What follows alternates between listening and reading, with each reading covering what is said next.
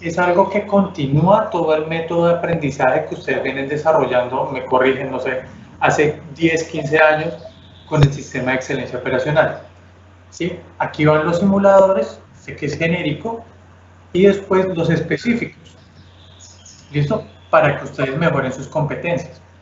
Y de último, va lo que se denomina ahorita los Digital Twin o los gemelos digitales, que eso ya se usa pues con procesos y plantas para hacer un mejoramiento de los procesos. ¿Listo? Y en conclusión, con todo esto que les acabo de explicar en esta casi media hora, ¿qué es lo que quiere? ¿Qué es lo que quiere una empresa? Que un operador recolecte datos, analice esos datos y tome decisiones. Eso es lo que quieren las compañías clase mundo en este momento. Recopile datos, analice esos datos y tome decisiones. ¿Listo? Y las decisiones acertadas, obviamente. Entonces, ¿cuáles son los propósitos y objetivos de un entrenamiento con OTS? Primero, profundizar y asegurar la aplicación de los conceptos del sistema de entrenamiento de excelencia operacional mediante la práctica del simulador. ¿Sí? Entonces, si se tiene alguna brecha, nosotros vamos a utilizar directamente las herramientas de excelencia operacional de las unidades para mejorar esas competencias. Segundo, formalizar y practicar los ejercicios de entrenamiento que pasa así troubleshooting. Esto es muy importante porque no sé ustedes, a mí me pasaba mucho, que a veces los ejercicios que pasa así son de perspectiva y de experiencias. Entonces el ingeniero Carlos le pudo haber pasado algo y el ingeniero Jorge le pudo haber pasado otra cosa. Y en el ejercicio que pasa así, van a tener una inconformidad los dos, van a decir, no, es que a mí me pasó una vez algo y no es como usted lo está diciendo. Y el ingeniero Jorge va a decir lo mismo. Entonces no se llega como un final y se queda como ese sin sabor a veces. ¿Qué es lo que pasa con el simulador? Que no se genera ese sin sabor, como reacciona tal cual como está la planta, digamos que es algo más verídico. Los troubleshooting. ¿Por qué los troubleshooting? Porque en el papel, aunque es una herramienta muy buena para el análisis, es diferente tenerlo en un papel a verlo en una pantalla, a experimentarlo nosotros como si fuéramos operadores de patio, de tableros, como si fuéramos tableros. Si yo tengo la torre y empiezo a ver las bases de control y veo la flechita que me sube la presión, me disminuye la temperatura, ahí a uno le están dando pues una guía, pero es muy diferente a uno tener el DCS y no tener una guía, de tener que buscar datos, analizar esos datos, analizar la trayectoria de esos datos, la magnitud, empezar a hacer una hipótesis, después de hacer una hipótesis, probarla, si no, volver a hacer otra hipótesis y si sale acertado, ejecutarla. Entonces tiene mucha más carne y un profesor que puede un ejercicio de troubleshooting en simulador que en papel. Segundo, tercero, practicar intensamente los procedimientos de respuesta a eventos operacionales o emergencias. Y acá les tengo un ejemplo que sucedió en la CIRA, con el primer simulador específico que hicimos. Mi función era socializarle el simulador a todos los operadores, a todos los técnicos operativos de la estación. Entonces ya había tenido la mayoría y pues a todos les había ido bien, pero me tocaba con ese operador que uno dice no quiero, siempre me pone problemas, mal ambiente, no quiere trabajar, bueno, entonces me tocó el día con ese operador. Llegué con ese operador y lo primero que me dijo fue no tengo tiempo. Y bueno, entonces empecé a trabajar, a ver mis cositas y al otro día volví a ir, pero le llevo unas empanadas. Después de como 2 turnos llevándole empanadas y buñuelos, al tercer turno, al segundo día me dijo, bueno, ya me está dando pena con usted que me trae comer y yo no lo atiendo, entonces venga a ver qué es lo que quiere, le doy 5 minutitos. Entonces le mostré el simulador, allá tienen un sistema que se llama Iconics, es igualito. Y yo le dije, bueno, denme 15 minuticos. Usted no le va, su merced es muy buen operador, tiene todo en punto, entonces regáleme 15 minuticos y desarrolle el ejercicio. Entonces le cargué el ejercicio y él empezó a ver las pantallas. Lo que ocurrió fue que hubo un shutdown de la estación, él se asustó mucho y siempre ellos tienden a defenderse, no, es que eso está mal. Entonces yo le dije, no es que esté mal, es que pues veamos a ver qué fue lo que ocurrió, porque el hecho aquí no es de perjudicarlo, es de mejorarlo usted. Entonces empezamos a ver qué era lo que había pasado, él empezó a seguir las tendencias, ver qué ocurrió. Cerramos las brechas con herramientas de excelencia operacional. Fue tan traumático para él que, y además es que él tenía como 20 años y que pues un pelado, en ese tiempo era mucho más joven, le explicara, pues como que se sintió más agredido y empezó a decirme, no, pues yo necesito entrenar y fortalecer. Entonces le seguí dando los casos y uno de los casos era que ellos allá tienen 7 trenes de recibo, cada uno de 25.000 barriles. Y le habían dado más carga a la planta, así que se subía la presión de cabezal y por la presión se hacía shutdown.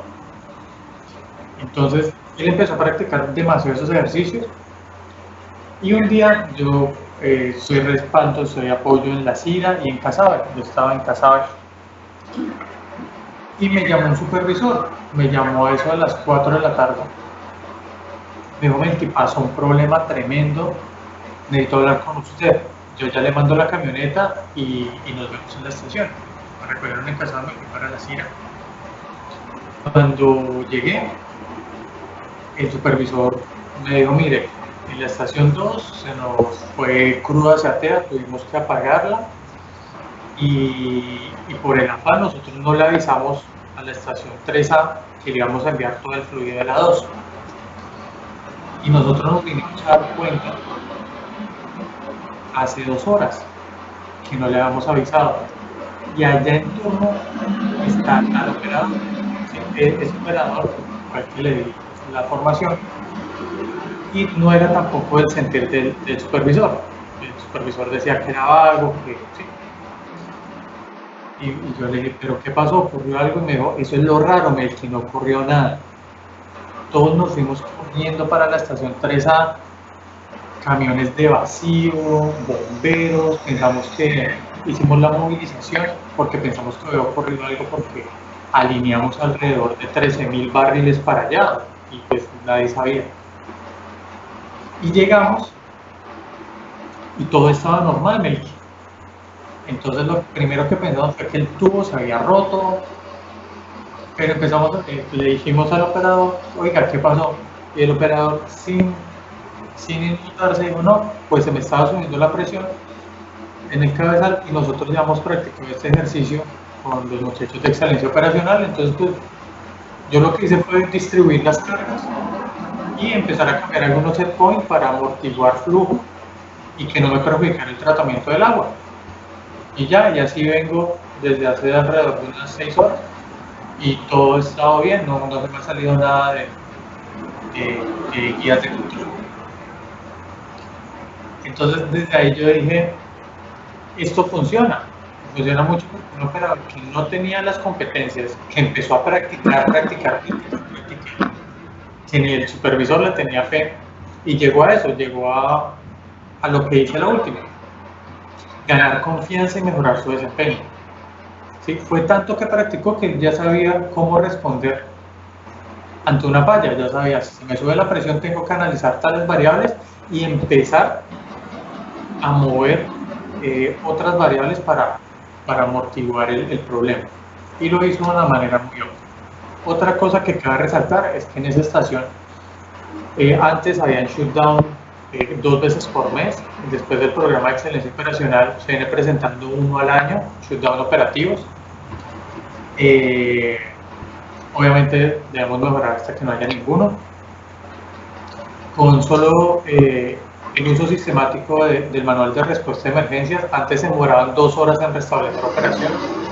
En el primer año pasaron a 45 minutos. Después del uso sistemático del OTS, se toman un tiempo entre 8 minutos y 15 minutos. Entonces sí se han mejorado las competencias y lo que dice, la confianza en el desempeño. Sí, obviamente pues no todo es color de rosa, hay algunos operadores que no les gusta, pero ya es cuestión de cada uno. Entonces eso que les acabo de comentar es el propósito del objetivo de los OTS. En sí, mejorar confianza y desempeño. ¿Para qué? Generar una mejor toma de decisiones. Listo. Entonces, ¿qué es un simulador dinámico? Antes de eso, debemos tener en cuenta que es un simulador estático. Un simulador estático es algo que yo le doy una entrada y automáticamente me arroja la salida. ¿Sí? Ese simulador no tiene en cuenta el factor tiempo. ¿Listo? Un dato arroja una salida, un resultado inmediato. Un simulador dinámico sí tiene en cuenta el factor tiempo, ve el comportamiento de una variable en el tiempo. ¿Me explico? Si yo le digo en un simulador estático, le digo, se me aumenta el caudal de entrada a un flash, a un tambor flash, en un 10%. Él me va a arrojar directamente el resultado de las salidas de ese 10%. En un simulador dinámico no. En un simulador dinámico yo afecto la entrada y yo voy a ver el comportamiento de todas las variables con respecto al tiempo. Entonces voy a ver cómo es el estado de transición, cómo me funcionan los controladores y cómo las variables se me van a ajustar. ¿Sí? Que pues eso no funciona en los simuladores. Entonces, acá tenemos un ejemplo de un simulador dinámico. ¿Sí? Son primero un proceso y segundo el modelo. Entonces, en sí es una torre, el proceso. ¿Qué le ocurre a la torre? Que la presión aumenta. Esa es la entrada del problema de la torre. ¿Qué le pasa a la salida? Las salidas de la torre, pues que van a cambiar la posición y los caudales de cada uno de los productos.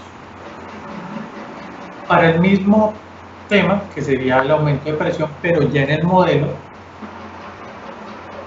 ¿qué es lo que va a salir? Cambia la composición y los volúmenes de los productos. ¿Sí? Como ustedes ven, un simulador va a tratar de emular completamente la planta. ¿Listo? Sus comportamientos, sus fallas, todo lo va a hacer.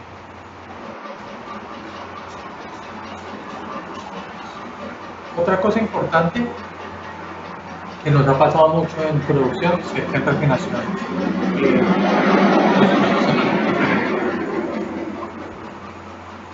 como constructor y modelador de simuladores, en el primero que me enfrenté, que fue el de la estación 3A, cuando lo entregué en revisión 1, tenía alrededor de eso, un error del 20% con respecto a la planta. Y ustedes dirán, Merky, pero entonces, ¿para qué gastan dinero si yo no voy a tener una exactitud o una efectividad en el simulador? ¿Qué es lo que pasa? Que la información que nos daban en producción, bueno, en producción no son muy ordenados con la información. Me explico. Digamos que a mí se me dañó una válvula hoy. Pues llamo al personal de facilidades y me colocan otra válvula, pero yo no hago la gestión de cambio. Entonces, esa válvula yo no sé cuál es el CB, no sé si fue del tipo que yo requería, yo sé que la cambiaron, pusieron otra. Y así está en toda la planta, en todas las unidades. Entonces, los datos que nos daban a nosotros eran los datos de construcción. Pero al transcurrir del tiempo, después de 10 años, se habían cambiado muchos equipos. Por eso se generaba ese error.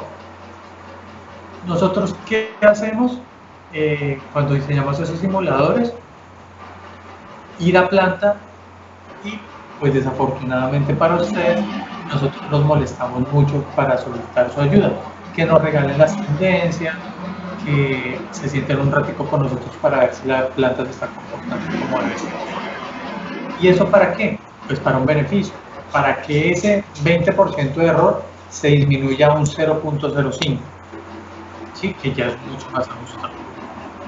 No sé, ingeniero, si tiene alguna pregunta hasta el momento.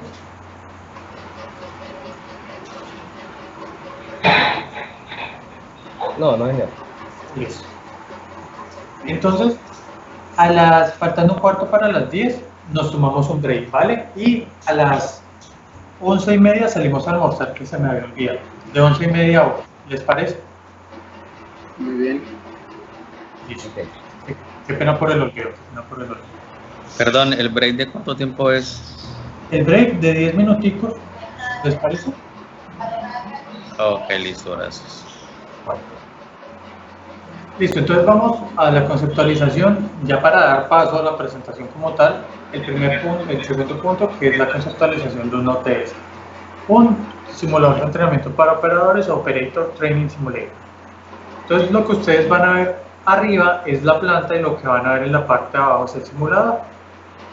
Entonces, más que nadie, ustedes saben cómo funciona una planta. Se tienen las consolas del operador o el DSS, que es el tablero. Eso está enlazado a un sistema de control que a su vez está enlazado al proceso. Y en el proceso hay un operador de campo o de patio. Y esa relación es de doble vía. Me explico qué quiero decir con doble vía. Digamos que yo soy el operador de patio del ingeniero Leonel. Entonces yo estaba viendo que se me estaba subiendo el nivel de un equipo. Entonces ya veía que estaba muy alto, yo fui y le abrí la válvula de salida. Al abrir la válvula de salida, el proceso va a cambiar y así, bueno, las variables del proceso van a tender a cambiar, el sistema de control lo va a notar y se va a ver reflejado en pantalla. Entonces don Leonel me va a llamar por radio y me va a decir: Melqui, es que se me está disminuyendo el nivel de tal tanque, ¿usted lo abrió? Yo le voy a decir sí. Qué pena, se me pasó a avisar, disculpe. Y entonces don Leonel va a decir: bueno, como este muchacho se lo olvidó, yo le voy a dar seguimiento. Cuando vea que esté disminuyendo, yo voy a cerrar el tanque, voy a cerrar la válvula directamente aquí desde la válvula controladora, directamente desde el tablero. Entonces cuando él vea que está bajando, el ingeniero Leonel cierra la válvula, el sistema de control lo va a notar y en el proceso se va a cerrar esa válvula y yo en campo lo voy a poder notar. Entonces, como ustedes ven, es una relación doble vía. Lo que haga el operador de consola o el tablerista lo va a poder ver el operador de campo y viceversa. Todo eso gracias al sistema de control y al proceso. En el simulador va a pasar algo similar, ¿sí? Se va a tener un operador de consola, que es el operador que se va a entrenar, y se va a tener el proceso. El proceso, bueno, el sistema de control y el proceso. El sistema de control va a estar integrado al modelo, que el modelo va a representar el proceso, y está hecho en el software del Instituto Francés del Petróleo, que se llama INDISPLUS. ¿Listo? Entonces ahí va a estar conjugado tanto el sistema de control como el proceso. Y eso va a estar enlazado al instructor. El instructor va a ser veces de operador de campo. Y aquí también hay una comunicación de doble vía. Si yo como instructor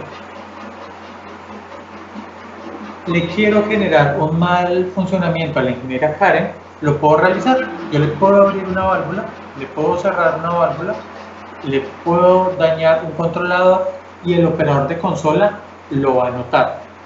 ¿Listo? Entonces el operador de consola, ¿qué va a hacer? Va a tomar los datos, va a analizar los datos y va a tomar una decisión. Esa decisión la ingresa al modelo, o sea, al sistema de control y al proceso, al índice, y yo lo voy a ver desde mi computador. ¿Listo? Entonces también es algo de doble vía. Algo que resaltar, esas pantallas son iguales a sus DCS. No están conectados a sus DCS, para mayor claridad, pero son iguales a sus DCS. ¿Listo? Y el modelo, obviamente, también es a la planta. No sé si hay alguna pregunta, ingeniero.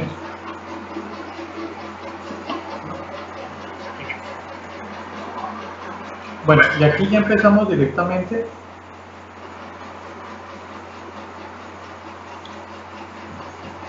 Finalizamos con toda la conceptualización de simuladores y empezamos ya con el repaso de